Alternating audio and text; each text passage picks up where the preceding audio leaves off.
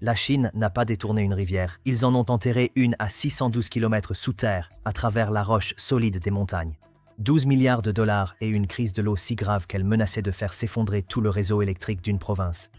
La province au centre de tout cela est le Yunnan, dans le sud-ouest de la Chine. Des rivières ancestrales, des gorges profondes, des chaînes de montagnes si abruptes qu'elles ressemblent à des murs. Elle partage ses frontières avec le Myanmar, le Laos et le Vietnam. La plupart des gens en dehors de la Chine seraient incapables de la situer sur une carte, mais pour le réseau énergétique chinois, elle est irremplaçable. Voici pourquoi. Le Yunnan tire la majorité de son électricité de l'hydroélectricité, historiquement plus de 70 à 80% de sa production totale. La province ne se contente pas de s'alimenter elle-même, elle exporte aussi de l'électricité vers les provinces voisines et vers le sud-est industriel de la Chine.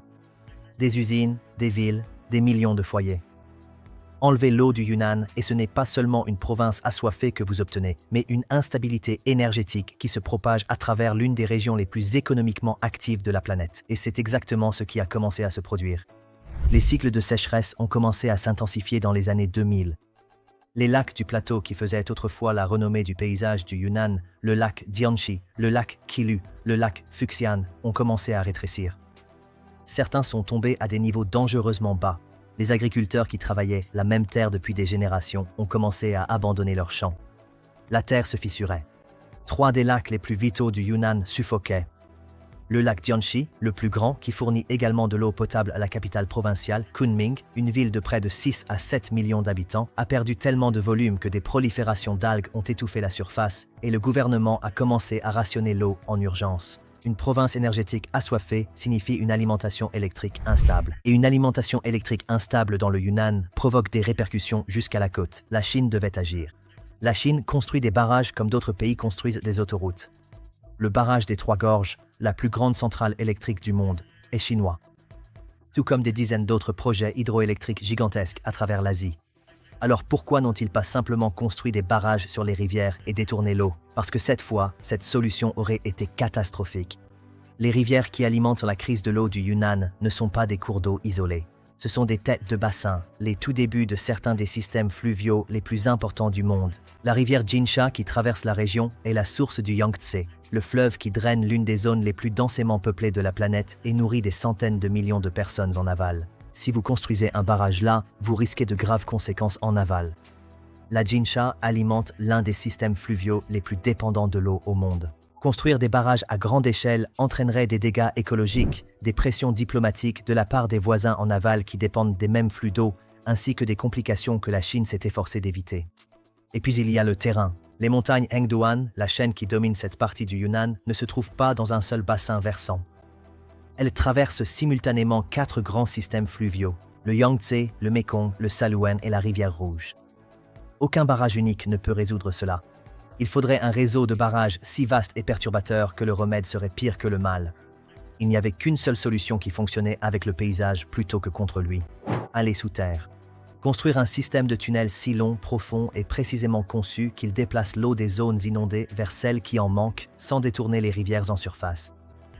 Conçu pour minimiser les déplacements et éviter les complications transfrontalières que des barrages de surface auraient provoquées, la Chine a d'abord esquissé cette idée dans les années 50. Pendant 70 ans, la technologie nécessaire pour la réaliser n'existait pas. Dans les années 2010, les cycles de sécheresse s'aggravaient. La volonté politique était présente. L'ingénierie a finalement rattrapé son retard. La Chine a pris la décision. Déplacer la rivière sous terre. Parlons de ce que représente réellement 664 km de tunnels, car les chiffres seuls ne suffisent pas à l'exprimer. Commençons par la roche. Selon les rapports d'ingénierie du projet, plus de 90% de l'ensemble du tracé traverse la roche solide des montagnes Hengduan. Ce n'est pas du sédiment meuble ni du calcaire facile à travailler. Il s'agit de l'un des terrains géologiquement les plus complexes de la planète. Ancien, dense et extraordinairement abrasif. Les machines utilisées pour forer à travers cette roche, d'immenses tunneliers équipés de têtes de coupe en acier rotatives, consommaient leurs propres lames à un rythme qui a même stupéfié les ingénieurs. Les équipes devaient descendre dans des conditions dangereusement exiguës, profondément à l'intérieur de la montagne, pour remplacer les têtes de coupe de plusieurs tonnes avant que la pression de la roche ne provoque un effondrement.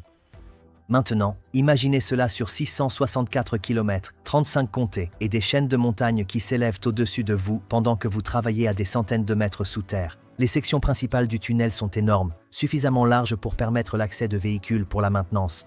La pression de l'eau à l'intérieur nécessite une étanchéité et une ingénierie de la pression de très haut niveau, bien au-delà de ce que la plupart des infrastructures exigent. Chaque joint, chaque étanchéité, chaque vanne devait être conçu pour résister à des forces qui opèrent à la limite extrême du génie civil. Et voici la chambre souterraine qui laisse les ingénieurs sans voix lorsqu'ils voient les spécifications pour la première fois. La Chine a construit ce que les documents du projet décrivent comme l'une des plus grandes cavernes de pompage souterraine d'Asie, entièrement creusée dans la roche solide au cœur d'une montagne.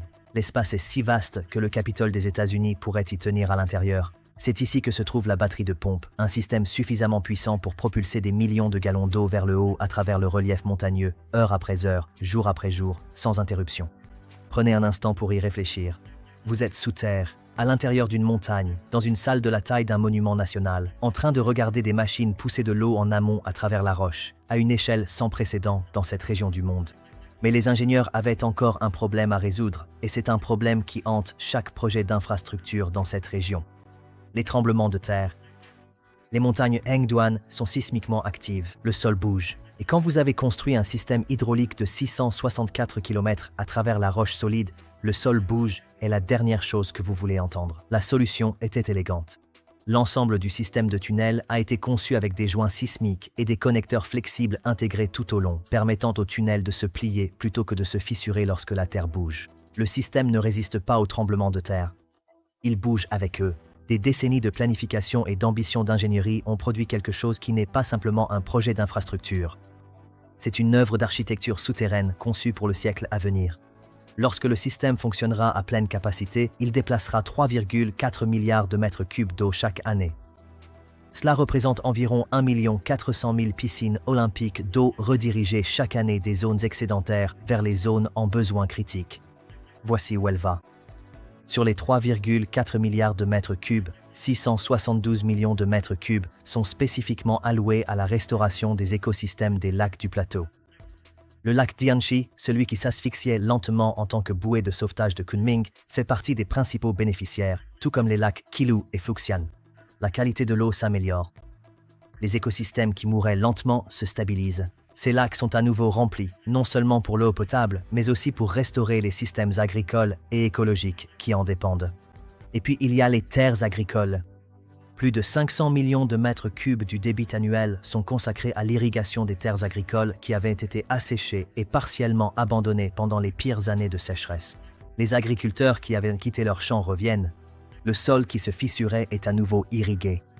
Plus de 11 millions de personnes réparties dans 35 comtés du Yunnan voient leur relation à l'eau évoluer. Un approvisionnement plus fiable, une agriculture plus stable, une production d'énergie plus régulière.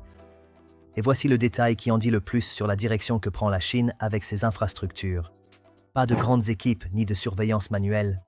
Les responsables décrivent de vastes réseaux de capteurs et des systèmes de contrôle automatisés tout au long du tunnel, avec une optimisation assistée par l'IA qui gère en temps réel les débits, la pression et la puissance des pompes. La Chine ne se contente pas de construire de grandes infrastructures, elle construit des infrastructures conçues pour fonctionner de manière autonome. Et pour une province qui alimente toute une région, cela va bien au-delà de l'eau. C'est une assurance contre le climat. Alors que les cycles de sécheresse s'aggravent à l'échelle mondiale, la capacité du Yunnan à produire de l'énergie et à cultiver des aliments ne dépend plus uniquement des précipitations. Elle dépend de l'ingénierie. Petite pause ici si vous trouvez ce genre d'analyse approfondie utile. C'est vraiment utile de le savoir. Ces documentaires demandent de nombreuses heures de recherche et de montage. Si vous souhaitez soutenir la chaîne et aider à maintenir ce type de contenu, il y a un lien dans la description et dans le commentaire épinglé où vous pouvez faire un petit don, selon ce qui vous semble juste. Aucune pression, vraiment. Revenons maintenant à l'histoire, car c'est ici que ça devient vraiment intéressant. Voici ce que la plupart des reportages sur ce projet oublient complètement. Le projet de dérivation d'eau du centre du Yunnan, 664 km, 12 milliards de dollars, le plus long système d'eau souterrain du monde, n'est pas le plus grand projet hydraulique de la Chine. Ce n'est même pas proche. Il s'agit d'un élément d'une doctrine de sécurité de l'eau que la Chine applique discrètement depuis des décennies, une doctrine fondée sur une idée simple et brutale. Si votre eau n'est pas au bon endroit, vous n'attendez pas que la nature règle le problème. Vous déplacez l'eau. Le projet de dérivation d'eau sud-nord, déjà partiellement opérationnel, est celui qui redéfinit complètement l'échelle de la discussion. Une fois achevé, il déplacera 44,8 milliards de mètres cubes d'eau par an sur 3 itinéraires distincts, couvrant un total de 4350 km, reliant le sud de la Chine, riche en eau, au nord, qui en manque cruellement. C'est assez d'eau pour remplir 18 millions de piscines olympiques chaque année. 3 itinéraires distincts. Des décennies de construction. Un coût qui fait paraître le projet du Yunnan modeste. La Chine ne construit pas des solutions individuelles pour l'eau. Elle réorganise systématiquement toute sa géographie de l'eau, détourne des rivières, remplit des lacs, ressuscite des terres agricoles et isole son économie d'un avenir climatique que tous les scientifiques du monde s'accordent à dire qu'il devient de moins en moins prévisible. Ce qui nous amène à la question que ce projet allait forcément soulever. Le stress hydrique n'est pas un problème chinois. Le Moyen-Orient, l'Afrique du Nord, le sud-ouest des États-Unis, de vastes régions de l'Inde et l'Afrique subsaharienne, selon les estimations de l'ONU et de l'Institut des ressources mondiales, comptent déjà entre 1 et 2 milliards de personnes vivant sous un stress hydrique important. Les projections climatiques placent beaucoup d'autres personnes à risque au cours des prochaines décennies. Chacune de ces régions va devoir trouver une solution, et celle que la Chine met en œuvre est coûteuse, techniquement extraordinaire, et exige un niveau de planification institutionnelle à long terme que la plupart des gouvernements peinent à maintenir sur plusieurs décennies. Voici donc la question que ce projet laisse en suspens et qui mérite réflexion. L'approche de la Chine en matière de sécurité de l'eau est-elle le modèle à suivre pour que chaque nation soumise au stress climatique survive au siècle à venir ? Ou bien cela n'est-il possible qu'en raison du système politique spécifique qui le sous-tend, un système capable de s'engager sur un plan de 70 ans, de déplacer des communautés si nécessaire, de mobiliser les ressources de l'État à une échelle qu'aucune économie de marché ne peut égaler et d'exécuter sans interruption électorale. Car si la réponse est la seconde, si ce niveau d'infrastructure n'est réalisable que sous ce système, alors le reste du monde a un problème bien plus grave que l'eau et la Chine a 70 ans d'avance. Si vous êtes arrivé jusqu'ici, merci. Sincèrement, des vidéos comme celle-ci demandent des dizaines d'heures de recherche, d'écriture et de production. Si vous appréciez ce genre de contenu et souhaitez aider la chaîne à continuer d'en produire, vous pouvez faire un petit don via le premier lien dans la description ou le commentaire épinglé.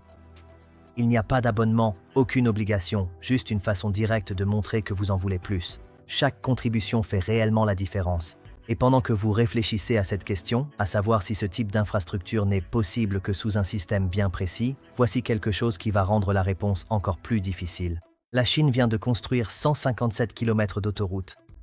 Aucun ouvrier, aucune équipe humaine sur place, seulement des machines et des capteurs accomplissant ce qui nécessitait autrefois des milliers de personnes. Même pays, même ambition, projet totalement différent, et cela soulève exactement la même question que celle que cette vidéo vient de vous poser.